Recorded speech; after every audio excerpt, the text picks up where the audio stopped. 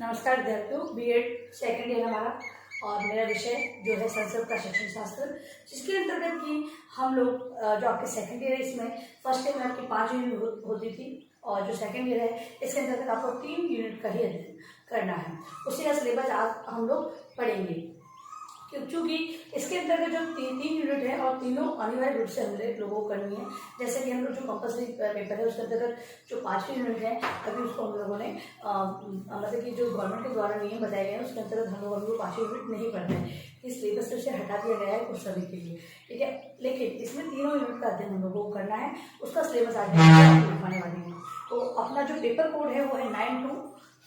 इसका paper code सभी ध्यान रखें, 9203। ये पेपर कोड हमारा संस्कृत का है, ठीक है। इसमें 3 इकाई पढ़ेंगे। तो सबसे पहली इकाई जो हम पढ़ेंगे वो है संस्कृत इकाई। लिखें इकाई 1, संस्कृत पाठ्यक्रम एवं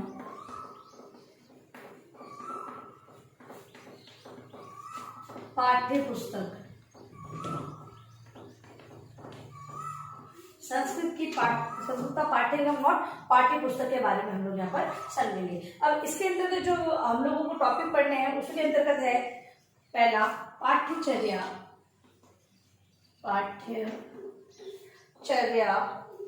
एवं पाठ्यक्रम।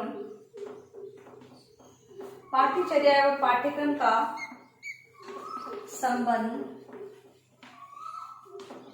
पहला टॉपिक। इसी के अंतर्गत पाठ्यक्रम का संप्रत्यय, पाठ्यक्रम का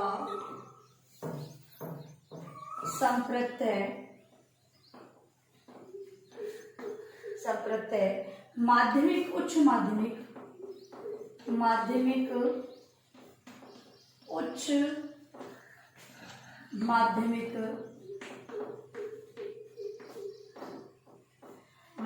उच्च माध्यमिक कक्षाओं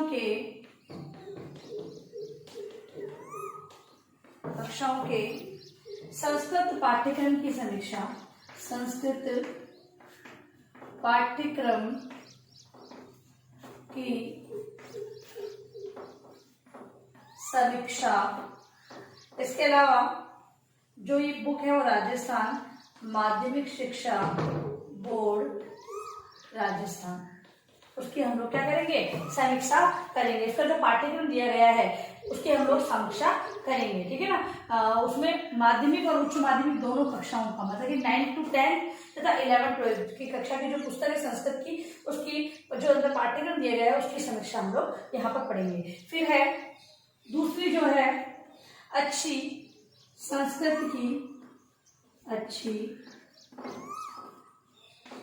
संस्कृत पाठ्य पुस्तक, अच्छी संस्कृत पाठ्य पुस्तक की विशेषताएं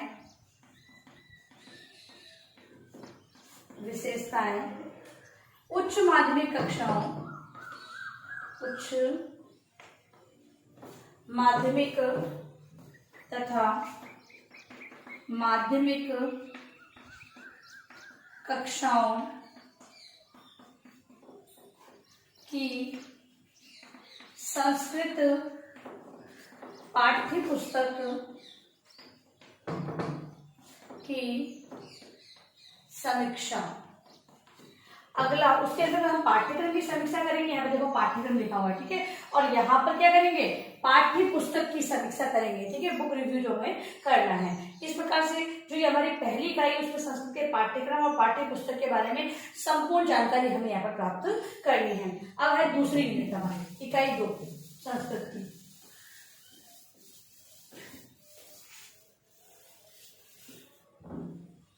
इकाई 2 जो कि है संस्कृत शिक्षण हेतु, संस्कृत शिक्षण हेतु शिक्षण अधिगम सामग्री, शिक्षण अधिगम सामग्री। ठीक है। संस्कृत में जो शिक्षण कार्य करवाया जाता है उसके लिए जो शिक्षण अधिगम सामग्री जो TNM जो हम लोग बनाते थे, वर्कशॉप लगी हमारी, TNM बनाया हमने, ठीक है। उसी प्रकार से शिक्षण अधिगम सामग्री कौन कौन सी और हम प्रयोग में ला सकते हैं, किस प्रकार से हम शिक्षण को, संस्कृत शिक्षण को और प्रभावी रुचिकर बना सकते हैं, ऐसी सारी जानकारी इसके अंतर्गत हम लोग प्राप्त करेंगे। अब इसमें पहला सहायक सामग्री, सहायक सामग्री, सहायक सामग्री के अंतर्गत हम लोग दृश्य श्रव्य सामग्री, LCD, इसके अलावा PPT, संप्रेक्षण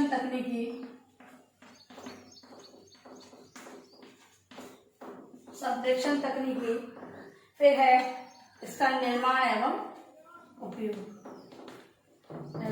प्रयोग। जैसे कि जो सभी दृश्य सामग्री जो उपयोग में लाई जाएगी, जैसे PPT है, LCD के द्वारा हम किस प्रकार पढ़ाते हैं, या सूचना एवं संप्रेषण ICT का प्रयोग हम लोग हमारे संस्कृत शिक्षण को प्रभावी बनाने के लिए किस प्रकार कर सकते हैं। तो उसका निर्माण जो बनाया जाता है, लेसन तो बनाने होंगे, पाठ योजना तो बनाने, उसके बाद ही हम लोग प्रेजेंटेशन करेंगे। तो प्रेजेंटेशन बनाने हेतु जो निर्माण के कार्य किया जाता है वो किस प्रकार का होता है, तथा फिर उसको प्रयोग में किस प्रकार लाया जाता है, सारे स्टेप्स जो है वो हम लोग इसमें पढ़ेंगे। फिर है इसके अलावा पुस्तकालय,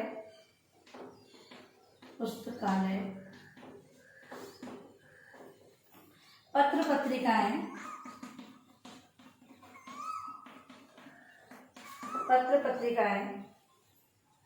ज्ञान कोश,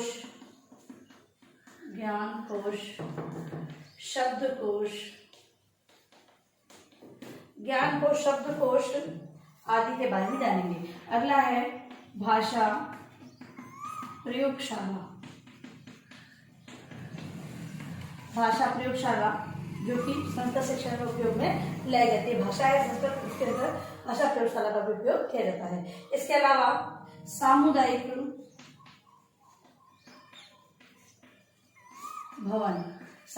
भवनों का उपयोग करते हुए, यानी उसको सामुदायिक भवनों के आधार पर भी हम लोग अपने शिक्षण को प्रभावी रुचिकर बना सकते हैं।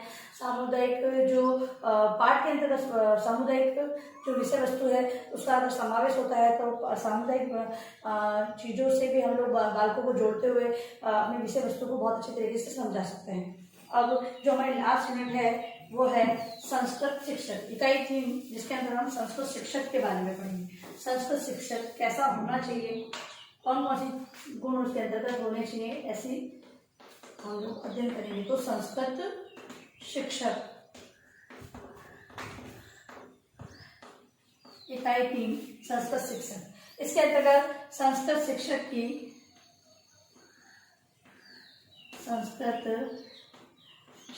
की विशेषताएं, कौन कौन सी विशेषताएं होनी चाहिए। दूसरा, संस्कृत शिक्षक की व्यावसायिक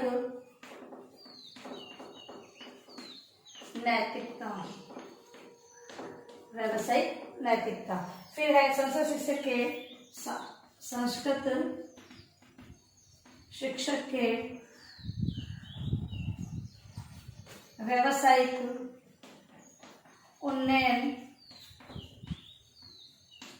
हेतु सेवारत प्रशिक्षण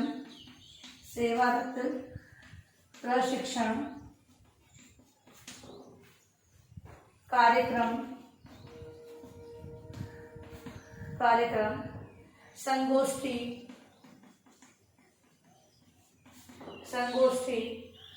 पैनल चर्चा कार्यशाला आदि।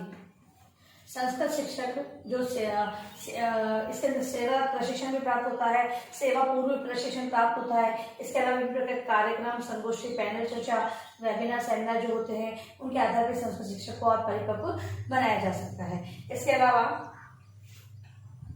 और भी जो बिंदु है इसके अंतर्गत वो है व्यावसायिक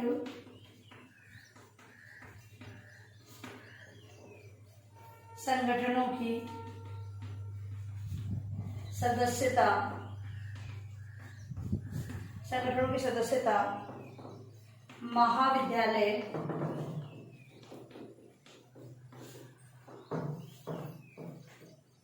महाविद्यालय में परिचर्चा, ऑनलाइन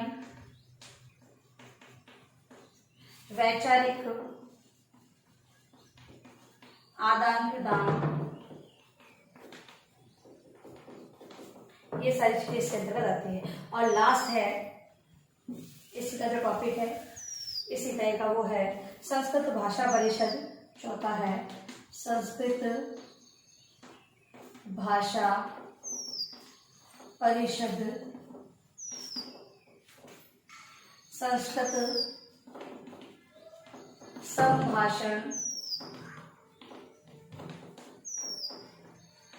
संभाषण समूह, संस्कृत अभिनयीकरण